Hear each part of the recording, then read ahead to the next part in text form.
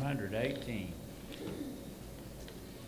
I will sing the wondrous story of the Christ who died for me, how he left his home in glory for the cross of Calvary. Yes, I'll sing the wondrous story of the Christ who died for me. Sing it with the saints in glory, gathered by the crystal sea. He will keep me till the river rolls its waters at my feet. Then he'll bear me safely over where the loved ones I shall meet. Yes, I'll sing the wondrous story of the Christ who died for me. Sing it with the saints in glory, gathered by the crystal sea. Mark your book to 578. 578.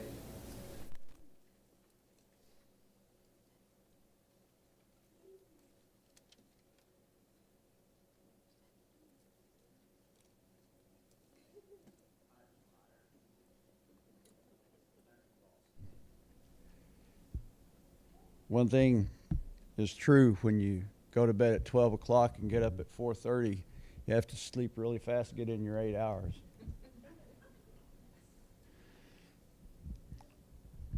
Let's spend some time in Romans 12 this evening.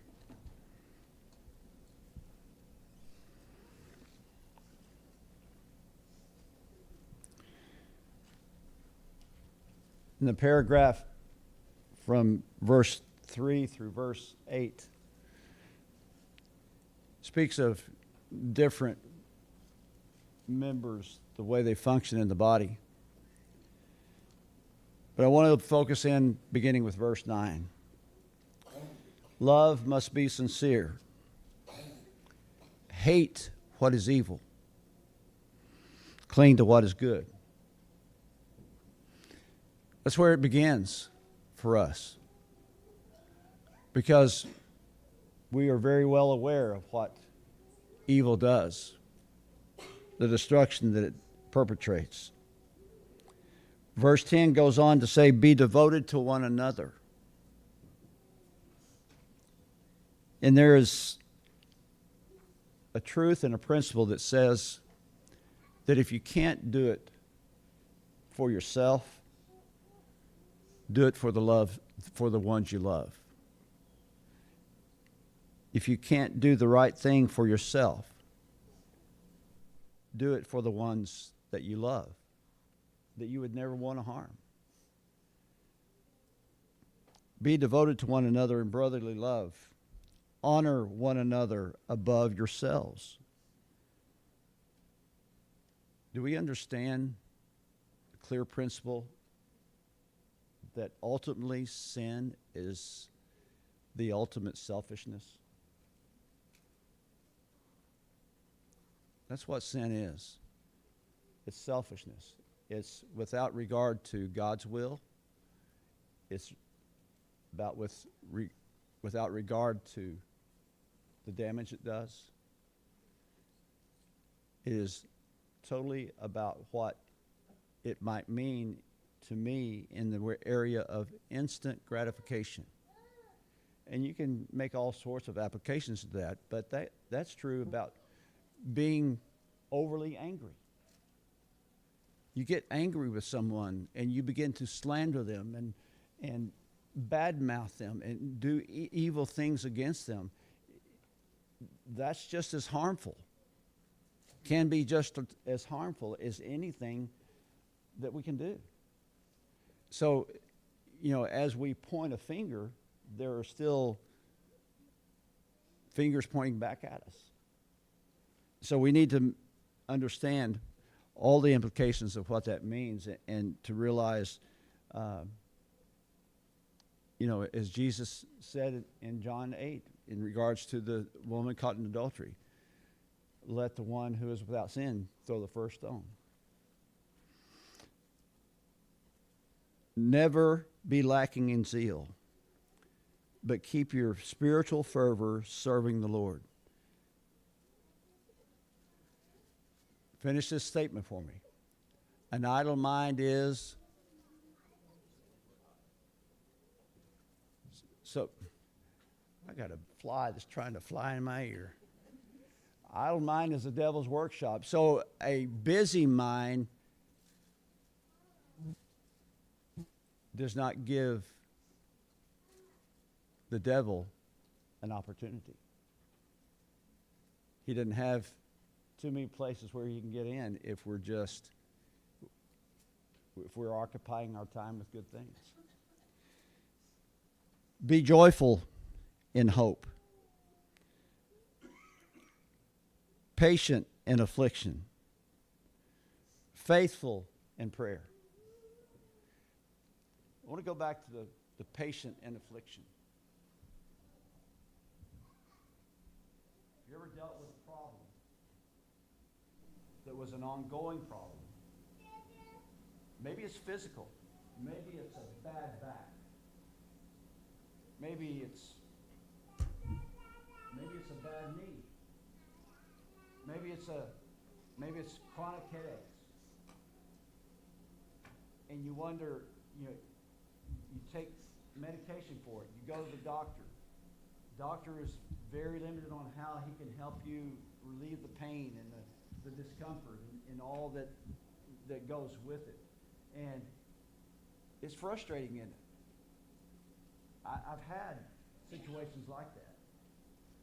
Fortunately, right now, I don't have to deal with anything like that physically, except for the fact that someone from this group right here called me the incredible shrinking man the other day, and I took offense to that. But when we have to be patient in affliction, that particularly brings to mind spiritually. That we can be dealing with a spiritual affliction, struggle, discouragement. A lot of different things can enter into our lives, and sometimes it doesn't get fixed overnight. And so there needs to be patience in that affliction. Be patient in affliction.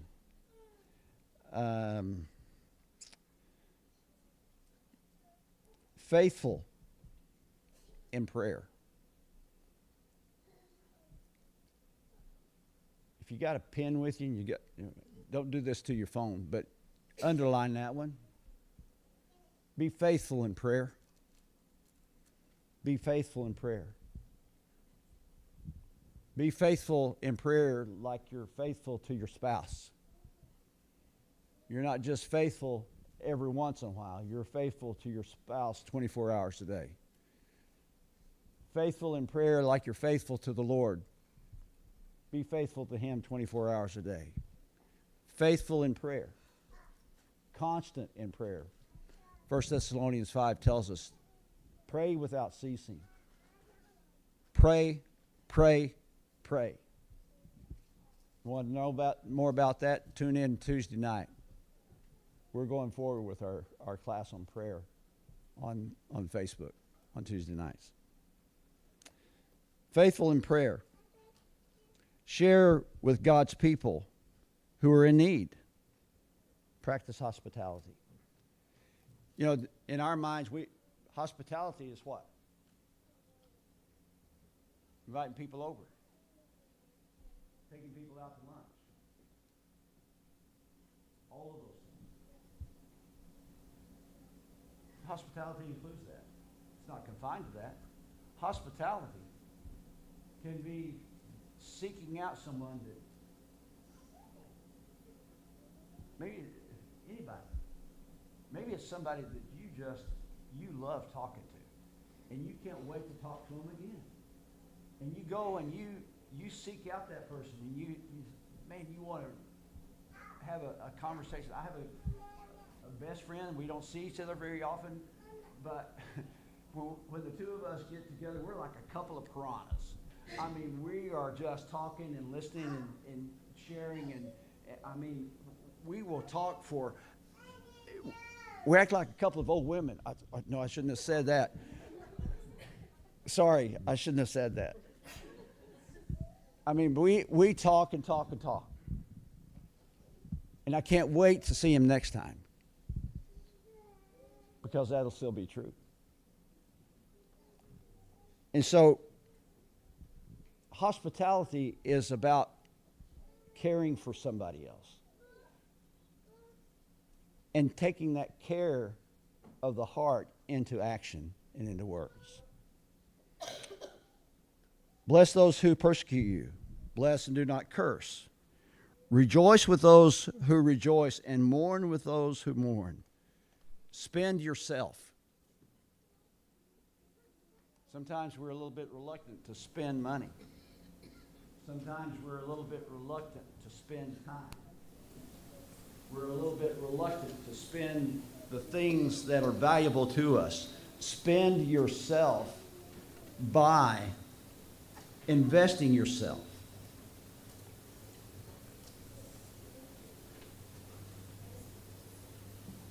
Live in harmony with one another. We're not the same. Never will be. Every single person in here, well, maybe back up. No two people in here are going to agree on everything. No two people in here are alike. No two people come from the same background. And you might say, but I got several people in here that I grew up with, and we've lived here for a number of years, all those things, but you're not from, you're still different. So we need to recognize that we're different. I live with a lady that is weird sometimes, but I love her to death.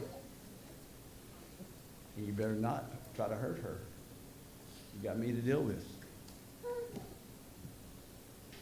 But that's the way we should feel about every member of this body. Is that, yeah, some of you guys are really weird, but I love the daylights out of you, okay? And we should love one another in that regard. Tammy, don't look at me like that. I didn't look at you like that. I've been looking at you all night.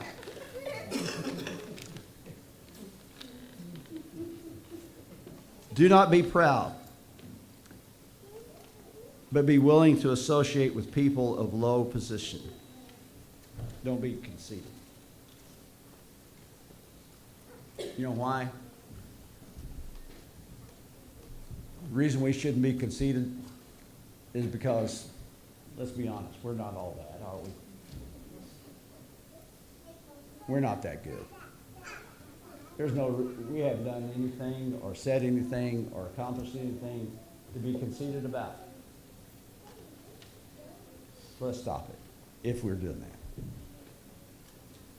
This just needs to be, and I intended tonight to be a little bit of a closure from the standpoint of being a really tiring, stressful week. But we need to recognize the fact that God is still in control, that He still loves us beyond our wildest imaginations. And He has put you in a church family that we kind of put the fun in dysfunctional, I know that. But we're still a family. And we need to act like it. We need to love each other. And especially in times of struggle and crisis, we need to rally with each other and love like we've never loved before. So tonight, I don't know if there's anyone here that's not a Christian, but boy, what a joyful celebration that would be if we could witness somebody being added to the body by you putting Christ on in baptism. That would be such a great thing to be able to experience tonight, and we'd welcome you to come. But if you need the prayers or encouragement of this body in any way, we invite you to come as together we stand and sing.